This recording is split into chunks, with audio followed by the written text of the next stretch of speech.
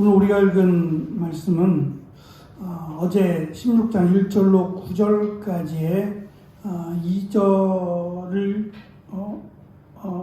1절부터 9절에서 여호와가 반복해서 계속 나타난다고 말씀을 드렸는데요. 오늘 말씀에는 여호와 대신 왕이라고 하는 단어가 계속해서 등장을 합니다. 이스라엘의 왕이신 하나님과 인간을 다스리는 왕 사이의 관계를 설명하고 그 인간 왕이 하나님이신 이스라엘의 왕이신 하나님의 말씀을 수종드는 자로 그러니까 이스라엘의 왕이신 하나님 앞에 어떻게 서야 할지에 대한 말씀으로 교훈합니다.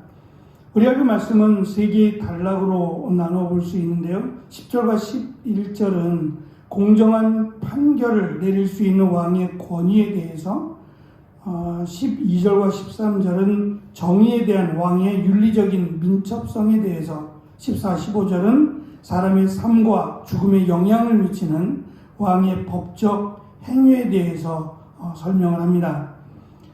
먼저 첫 번째로 10절, 11절은 왕은 하나님의 공의와 정의를 기준으로 한 판결을 해야 된다라는 것을 설명을 합니다. 특별히 왕의 입술에 항상 하나님의 말씀이 있어야 된다라고 강조하는데요. 이 하나님의 말씀이라고 설명되는 이것은 하나님께서 명하신 하나님의 신탁이라고도 할 수 있습니다.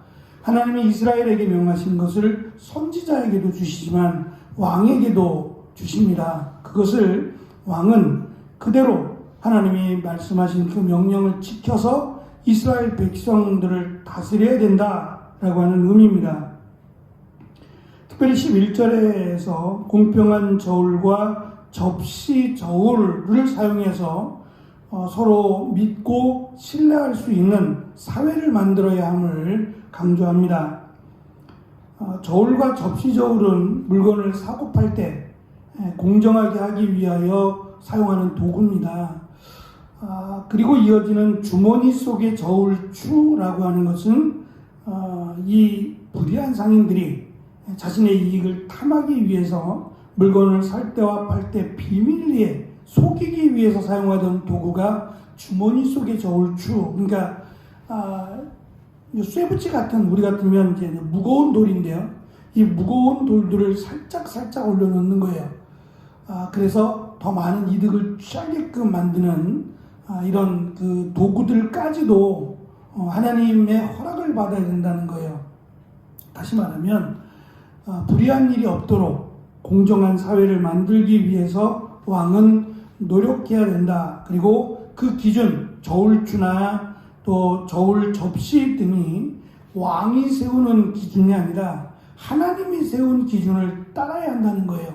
그러니까 왕은 그것을 원하지 않아도 하나님이 원하신다면 왕은 자신의 것을 버리고 하나님의 것을 따라야 한다가 먼저 하나님, 이스라엘의 왕이신 하나님의 말씀을 왕은 순종해야 되고 그 하나님의 법칙에 따라야 한다라는 것을 강조합니다. 두 번째 12절 13절은 왕은 항상 공의를 행해야 되고 의로운 입술을 기뻐해야 된다라고 강조합니다. 이 왕에 대한 내용은 솔로몬 자신이 왕이었기 때문에 더 할 말이 많을 겁니다. 그가 얼마나 공의롭게 또 하나님께서 원하시는 왕으로서 살아왔는지에 대한 부분은 우리가 성경을 통해서 확인할 수 있고요. 솔로몬은 자신의 어리석음까지 포함해서 무엇이 문제였는지, 자신이 잘못된 길로 갈 수밖에 없었던 것이 무엇인지를 누구보다 잘 알 것입니다. 왕은 먼저 악을 행하는 것을 미워해야 되고 의로운 말을 하고 정직한 말을 하는 사람들을 기뻐하고 선처해야 합니다. 그래서 공의로운 사람들이 또는 정직한 사람들이 인정받는 사회를 만들기 위해서 힘써야 합니다. 자신에게 약간의 그 불편한 말 또는 자신을 직고하는 말을 하는 사람들을 피하지 말고 그들을 없이하지 말고 그들의 말에도 귀를 기울여야 한다는 겁니다.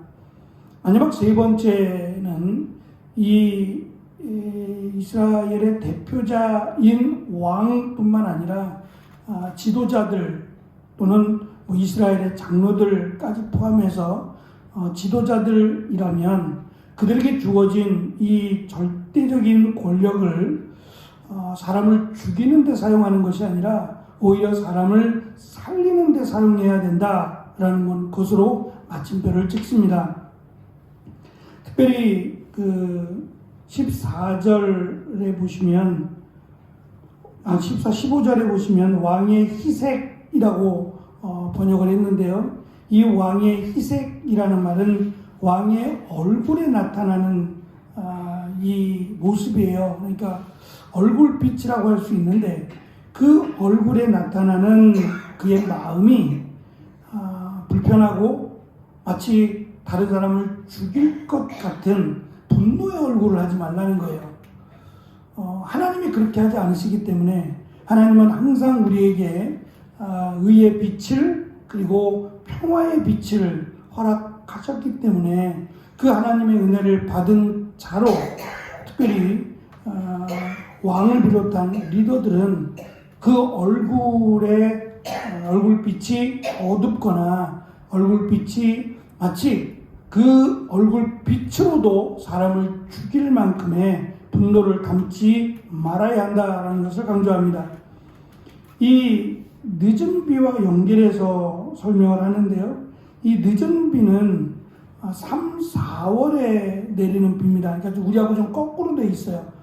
이른 비가 11월 달에 내리는 비고 늦은 비가 4월 달, 5월 달에 1년에 2차례 비가 내리는데 추수를 바로 앞두고 내리는 비입니다. 그래서 이 빗소리가 들리면 하늘이 어두워지거나 이 빗방울이 떨어지면 이스라엘 백성들은 그 비를 맞이하기 위해서 나가서 막 춤을 추고 막 잔치를 벌일 만큼의 축복으로 여깁니다.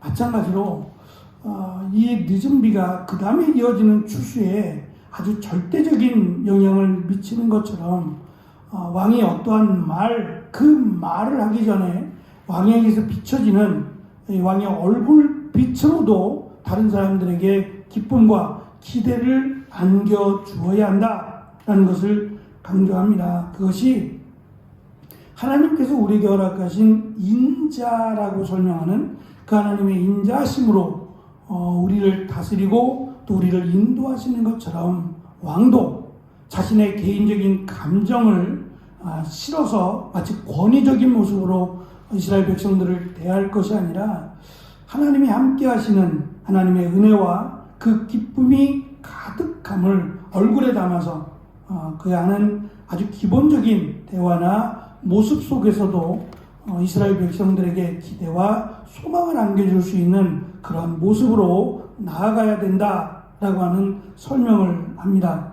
어찌 보면 너무 쉬운 이야기들이 아닐까 싶어요. 왕의 권위를 내세우지 말고 하나님의 말씀을 왕도 수종두는 자처럼 하나님의 말씀을 그대로 가감하지 않고 전하는 자가 되라. 그리고 그 권위를 통해서 오히려 자신의 이득을 취하려 하지 말고 오히려 그것을 통해서 공정한 사회를 만들기에 힘써라. 그리고 왕도 하나님 앞에서 감사한 마음으로 또 은혜를 받은 자답게 하루하루의 삶을 살아갈 것을 어쩌면 왕이 아닌 그냥 보통 이스라엘 평민에게도 주실 만한 그런 내용들을 왕에게 하고 있음을 우리는 알 수 있습니다. 왕도 하나님 앞에서는 그저 한 사람의 백성, 한 사람의 시민에 불과하기 때문일 겁니다. 자신에게 허락된 이 권력을 통해서 오히려 왕이 되지 않았으면 좋았을 걸이라고 하는 후회를 남기지 않도록 아마도 솔로몬은 그것을 가장 염두에 두고 이 교훈을 하지 않나라는 생각이 들었습니다. 기본이라고 하는 것에 충실하라는 이야기처럼 들려집니다. 하나님 앞에서 특별히 앞선 자들이 하나님 앞에서 어떠한 자세로 어떠한 모습으로 하나님의 일을 감당하고 있는가를 돌아보게 하는 귀한 말씀이었습니다. 이 말씀대로 하나님 앞에 겸손하게 나아가고 또 하나님의 말씀에 더욱 귀를 기울이는 우리가 되어지기를 축원합니다. 기도하겠습니다.